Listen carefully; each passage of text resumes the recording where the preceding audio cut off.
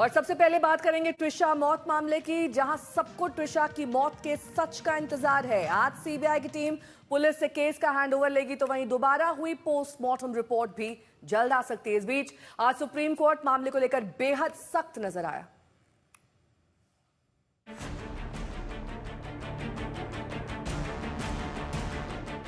आखिर ट्विशा की मौत का सच क्या है?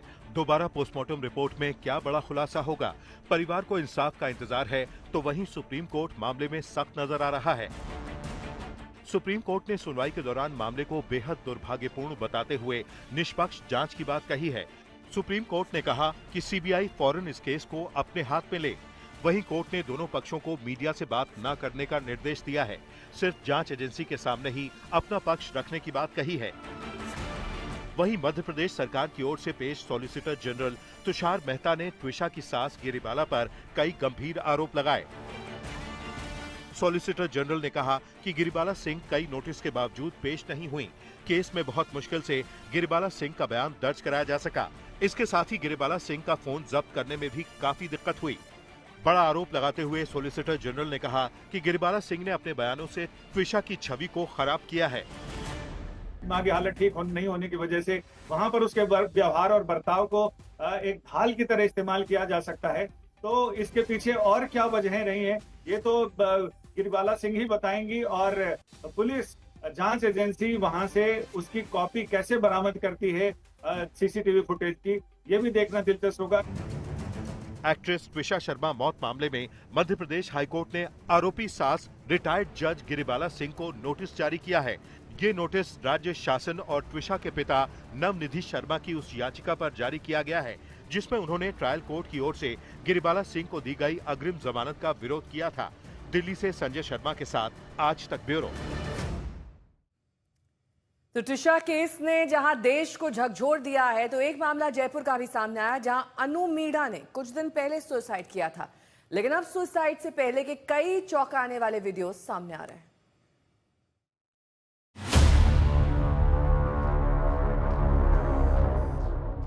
जयपुर में सुनीता मीणा की वजहों की गवाही ये तस्वीरें दे रही हैं। एग्जीक्यूटिव इंजीनियर पति गौतम मीणा देखिए किस तरह पत्नी पर अपना गुस्सा निकाल रहा है। घर का टीवी तोड़ता है, पत्नी को जमीन पर गिराकर जूतों से मारता है। साथ में 10 साल का छोटा बेटा बेबस अपनी मां को पिटता देख रहा है। इसी प्रताड़ना से तंग आकर अनु ने घर में फंदा लगाकर खुद की जान ले ली। दारू के नशे में वो मरता था और एक दिन बोला कि सुनीता तेरी मम्मा बनेगी, ये तो बेकार है, ये तो मर जाए तो मुझे कोई फर्क नहीं पड़ता, सुनीता तुम्हारी मम्मा बनेगी। आपको ऐसे बोला? और सुनीता कौन है? हमारे काम वाली बाई थी, और लेकिन अब उसको हटा दिया।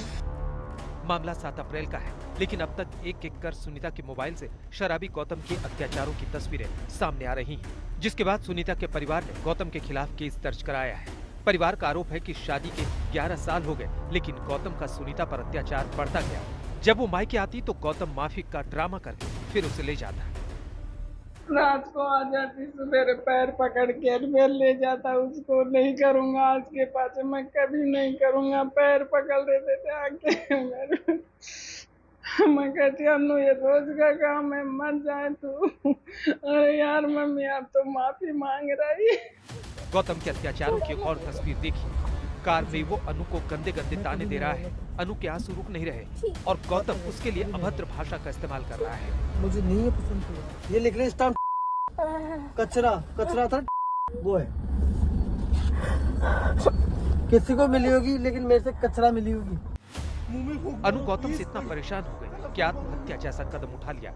अपने मासूम बेटे को अकेला छोड़ गई, जिसे अब इंसाफ का इंतजार है। जयपुर से देवांकुर के साथ आज तक ब्यूरो।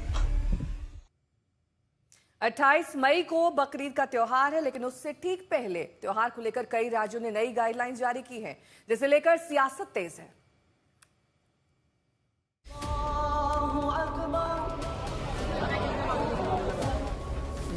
सड़क पर नमाज पर रोक के बाद अब बारी है कुर्बानी की, जहां बकरीद को लेकर सियासी घमासान मचा हुआ है।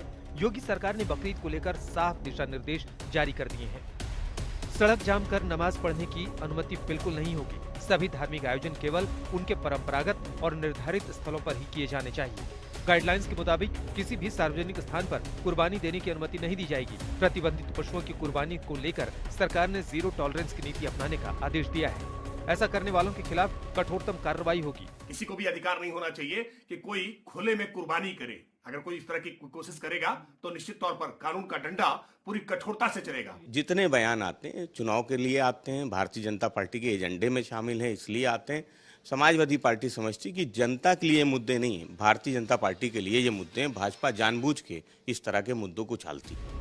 बंगाल में सरकार बदली तो वहाँ भी त्योहारों पर सियासी हवा बदलने लगी। शुभेंदु सरकार ने पश्चिम बंगाल पशु वध नियंत्रण अधिनियम 1950 के तहत जनता के लिए एक संशोधित नोटिस जारी किया है। शुभेंदु सरकार का एक नया आदेश देखिए, जिसमें कहा गया है कि बकरीद के लिए अब एक दिन 28 मई को छुट्टी रहेगी। पहले ये छुट्टी 26 और 27 मई को तय थी। 1400 साल से पहले से एक कुर्बानी होके आ रही।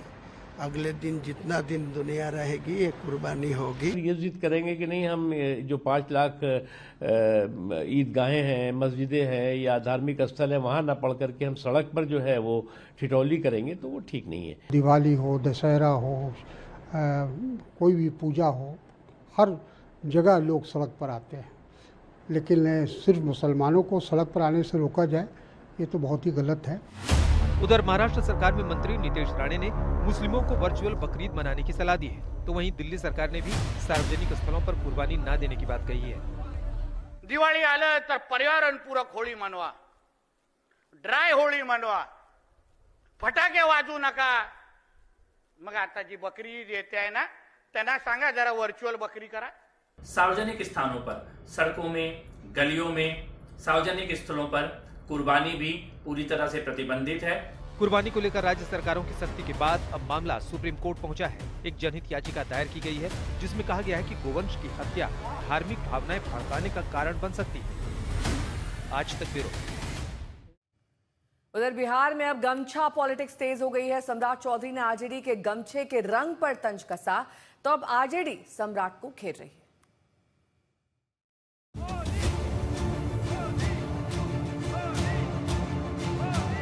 बिहार में प्रचंड जीत के बाद बीजेपी ने जिस गमछे को जीत का प्रतीक बनाया था, आज इसी गमछे के रंग पर बिहार में संग्राम छिड़ा हुआ है। सीएम सम्राट चौधरी हरे गमछे को एआई से पकड़ने की बात कह रहे हैं। पटना में लगभग 4000 सीसीटीवी कैमरा लगा है, और यदि एक बार हरे गमछे वाले को पकड़ना है और एक बार खाली कह दीजिए एआई को कि हरा गमछा वाले को खोजिए, तो कितना जल्दी पकड़ा जाएगा?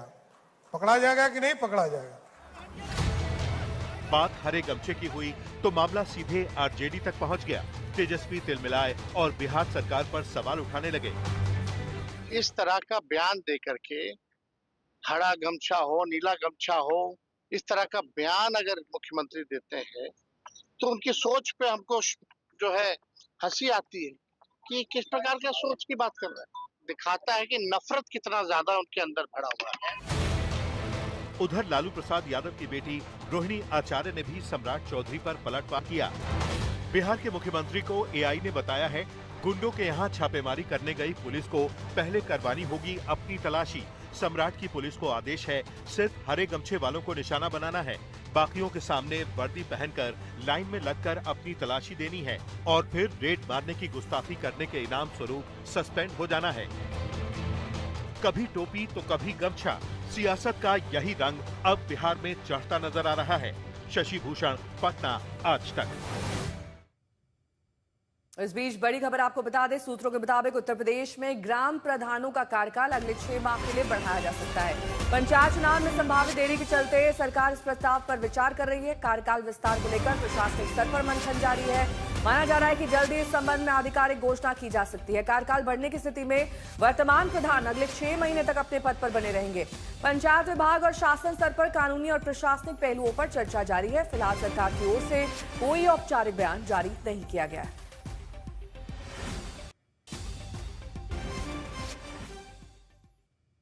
इस बीच बड़ी खबर कर्नाटक को लेकर, कल कांग्रेस की बड़ी बैठक होने वाली, जिसमें बड़ा फैसला होने की संभावना जताई जा रही है। डीके शिव कुमार को दिल्ली बुलाया गया है। ऐसे में कई संभावनाएं हैं। सूत्रों के मुताबिक 2028 चुनाव से पहले सत्ता में फेरबदल किया जा सकता है, जहां डीके शिव कुमार को भी कमान देने पर विचार किया जा सकता है। वहीं एक चर्चा खड़गे को सीएम बनाने की भी चल रही है।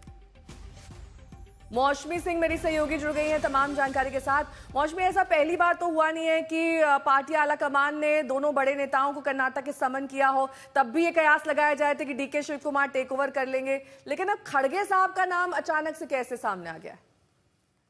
देखिए, इस स्थिति में जहां पे लगातार एक ये बार बार शिगुफा छोड़ा जाता है कि अब परिवर्तन हो रहा है, अब लीडरशिप चेंज हो रहा है, और हर बार दोनों तरफ से बयानबाजी जोर तूल पकड़ लेती है। तो अब 2.5 साल भी ओवर हो गए और पार्टी के पास टाइमलाइन बहुत कम बची है, अगर उसको 2028 में वापसी करनी है। और इसीलिए ये बड़ी बैठक बुलाई गई है, जहां ना सिर्फ सिद्धारमैया और डीके शिव कुमार ने यहाँ बल्कि 6-7 बड़े मंत्री भी आ रहे हैं, और वो लोग कल 11 बजे मल्लिकार्जुन खड़गे और राहुल गांधी से मिलेंगे। अगर डीके शिव कुमार को लेकर सहमति नहीं बनती है, और अगर कैबिनेट रिशफल को और बड़े फेरबदल को भी सहमति नहीं मिलती है, तो ये एक संभावना जरूर है, हालांकि इसकी संभावना कम है कि खड़गे को मुख्यमंत्री के तौर पर कर्नाटक भेजा जा सकता है। बहुत बहुत शुक्रिया तमाम जानकारी के लिए आपका। बढ़ते हैं अगली खबर की ओर, बात करेंगे नीट पेपर लीक मामले की, जिसे लेकर सुप्रीम कोर्ट सख्त है। कोर्ट ने एनटीए की भूमिका पर कड़े सवाल खड़े किए हैं, तो वहीं सरकार और एनटीए से जवाब मांगा है।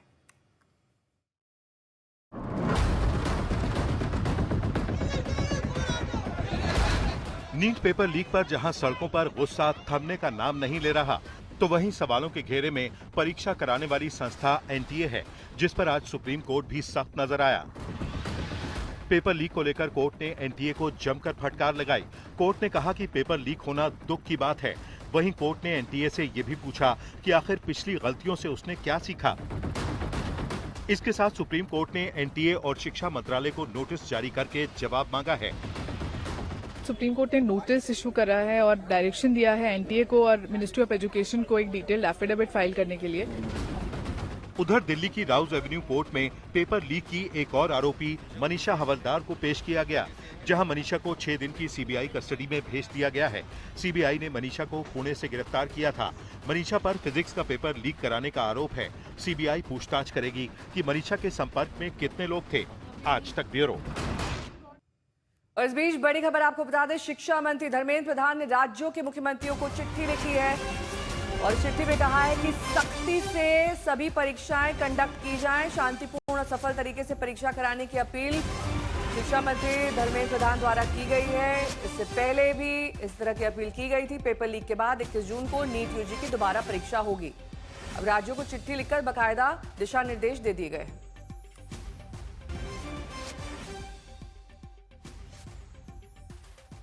और अब बात जम्मू कश्मीर की, जहां के प्रसिद्ध गुलमर्ग रोपवे में बड़ी तकनीकी खराबी की खबर आई है। इससे रोपवे की सभी केबिन बीच हवा में लटक गईं। करीब 300 पर्यटक फंस गए। लोगों में अफरा तफरी मच गई। कई पर्यटक घबराकर रोने लगे और नीचे उतारने के लिए चिल्लाने लगे। श्रीनगर से स्पेशल रेस्क्यू और भारतीय सेना भी मौके पर पहुंची। सेना, पुलिस और प्रशासन ने बड़े स्तर पर रेस्क्यू ऑपरेशन चलाया। रस्सी के सहारे सैलानियों को बाहर निकाला गया। गुलमर्ग रोपवे दुनिया के सबसे ऊंचे और लंबे केबल कार सिस्टम में से एक है। ये जम्मू कश्मीर के गुलमर्ग के अफरवात पीक पर स्थित है। इसमें कुल 108 केबिन है। एक बार में एक केबल कार में 6 लोग बैठ सकते हैं। 2 फेज में गुलमर्ग के आधार से कोंगदोरी और फिर अफरवत चोटी तक जाता है। यहाँ से बर्फीली चोटियों के शानदार नजारे दिखाई देते हैं। गुलमर्ग गोंडोला देश के सबसे लोकप्रिय पर्यटन स्थलों में गिना जाता है और गर्मियों में यहाँ बड़ी संख्या में पर्यटक पहुंचते हैं। सूत्रों के अनुसार एक खराबी का कारण ओवरलोडिंग को माना जा रहा है। हालांकि इस बात का पता लगाने के लिए जांच जारी है कि आखिर किस वजह से तकनीकी खराबी आई जिससे लोगों की जान को जोखिम में डाल दिया। और अब बात एक दर्दनाक हादसे की। आगरा के ताजगंज में एडवेंचर गेम के दौरान हादसे में 16 साल के लड़के की जान चली गई। लड़का मां बाप और भाई के सामने 45 फीट ऊंचे झूले से सिर के बल नीचे गिर गया। कुणाल जैसे ही जिपलाइन में एक छोर से दूसरे छोर की तरफ बढ़ा, उसकी सेफ्टी बेल्ट का हुक टूट गया। रेलिंग से टकराता वो नीचे आ गिरा और मौके पे ही तड़प कर उसकी मौत हो गई। बेटा जब जिपलाइन झूले पर था तो नीचे मां और भाई वीडियो बना रहे थे। पूरा हादसा उनके फोन में रिकॉर्ड हो गया। कुणाल का परिवार फिरोजाबाद से आगरा घूमने आया था और हादसे के बाद से पुलिस ने जिपलाइन का संचालन बंद कर दिया है। मामले में 2 लोगों की गिरफ्तारी हुई। और अब बात पद्म अवार्ड्स की। राष्ट्रपति भवन में आज पद्म पुरस्कार दिए गए। राष्ट्रपति द्रौपदी मुर्मू ने सबसे पहले दिवंगत फिल्म स्टार धर्मेंद्र को पद्म विभूषण से सम्मानित किया। उनकी पत्नी एक्ट्रेस सांसद हेमा मालिनी ने यह सम्मान लिया। इस दौरान की बेटी अहाना बेहद भावुक नजर आई। दिवंगत एक्टर धर्मेंद्र, सुप्रीम कोर्ट के पूर्व जज केटी थॉमस, कम्युनिस्ट नेता और केरल के पूर्व मुख्यमंत्री वीएस अच्युतानंदन समेत 5 हस्तियों को पद्म विभूषण अवार्ड दिया गया। Actor R Madhavan, cricketer Rohit Sharma, para athlete Praveen Kumar, महिला क्रिकेट टीम की कप्तान हरमनप्रीत कौर, हॉकी प्लेयर सविता पुनिया समेत 113 हस्तियों को पद्मश्री अवार्ड से सम्मानित किया गया।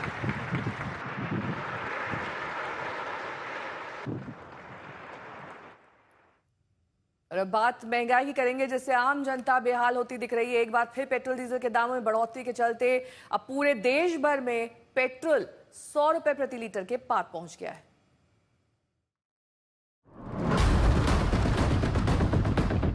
पेट्रोल पंप की कतार में लगे हर आम आदमी के दिमाग में बस यही सवाल है कि आखिर तेल की कीमतों में लगी ये आग उसकी जेब को और कितना जलाएगी। महंगे कच्चे तेल में झुलसते तेल कंपनियों के मुनाफे को बचाने के लिए एक बार फिर पेट्रोल डीजल का दाम बढ़ा दिया गया है। पेट्रोल की कीमतों में 2 रुपए 61 पैसे और डीजल के दाम 2 रुपए 71 पैसे प्रति लीटर बढ़ा दिए गए हैं। अब राजधानी में पेट्रोल 102 रुपए 12 पैसे और डीजल 95 रुपए 20 पैसे में मिल रहा है।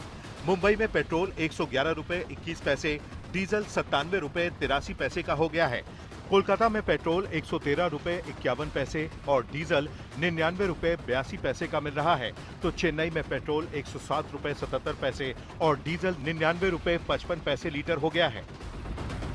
आम पब्लिक पे जो वजन पड़ रहा है ना, वो ऊपर वाले लोगों को नहीं दिखता, नीचे वाले लोगों को बहुत मायने रखाता है। कि हम लोग क्या 1-2 रुपए करके इकट्ठा पैसा करते हैं, उसके लिए 2 रुपए बहुत मायने रखाता है। तो है सर, बढ़ना तो नहीं चाहिए। कहते हैं कि महंगाई बढ़ रही है, उसके हिसाब से सैलरी दे, लेकिन सैलरी उस हिसाब से इंक्रीज नहीं हो रही है। परेशानी तो इतनी हो रही है कि कुछ कह रही है, पता ही नहीं। सुबह पैसे लेके निकलो, शाम को 1 घंटे बाद मालूम पड़ा पैसे बढ़ गए। सिर्फ 10 दिनों के अंदर पेट्रोल 7 रुपए 38 पैसे और डीजल 7 रुपए 53 पैसे प्रति लीटर तक महंगा हो चुका है। Challenges are more external driven. We must also recognize that India's domestic economic situation remains positive and resilient even today. लेकिन आवाम को भरोसा नहीं कि ये बढ़े हुए दाम ईरान की जंग खत्म होने के बाद भी कम होंगे या नहीं। वही मामले पर सियासत तेज है। 65 से 70 दिन युद्ध चलता है, लेकिन भारत में तेल की कीमत में 1 रुपए का इजाफा नहीं होता है। और अब जब जनता पे तब भार पड़ रहा है, महंगाई की मार पड़ रही है, शॉर्टेज चल रही है, तब जनता पे और ये भार डाला गया है। खुद को ट्रंप और अमेरिका के सामने झुका दिया है, उसका जो प्राइस है वो देश का गरीब और देश की मिडिल क्लास को पे करना पड़ रहा है। भले ही खाड़ी में तनाव का भारत से कोई सीधा संबंध नहीं, लेकिन ये देश की आम जनता का तनाव जरूर बढ़ा रहा है। आज तक ब्यूरो। और अब खबरें व्यापार जगत से। बात करेंगे गोल्ड यानी कि सोने के दामों की और साथ ही शेयर बाजार से जुड़ी खबरें।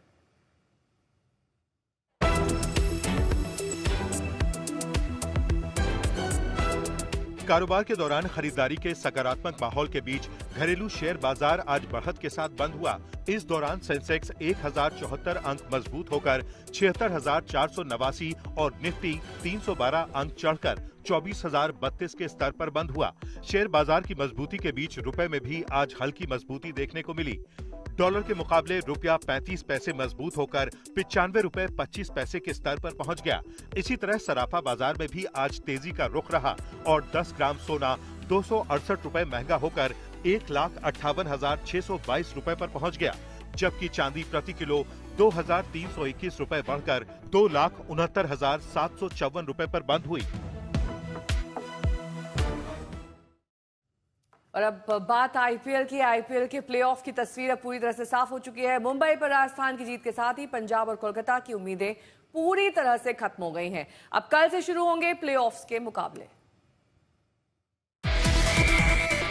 मुंबई को पीट प्लेऑफ में पहुंचा राजस्थान। टूट गए पंजाब और कोलकाता के अरमान। कल से प्लेऑफ का घमासान।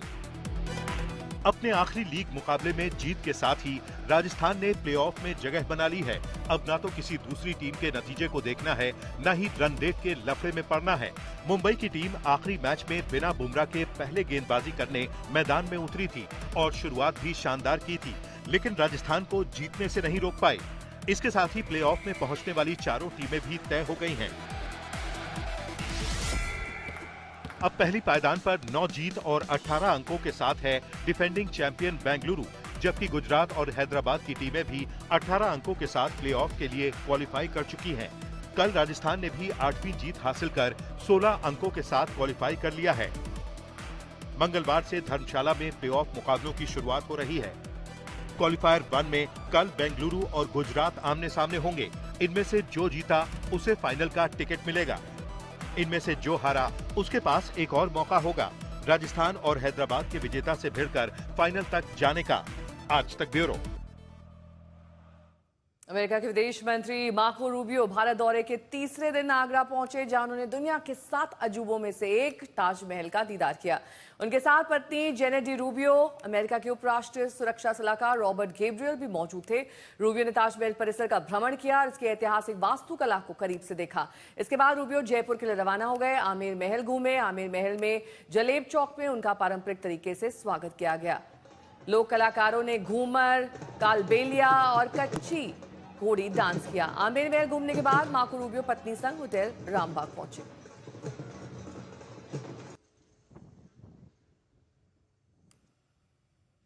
तो बुलेटिन में ये थी खबरें 7 तक। आप देखते रहिए आज तक।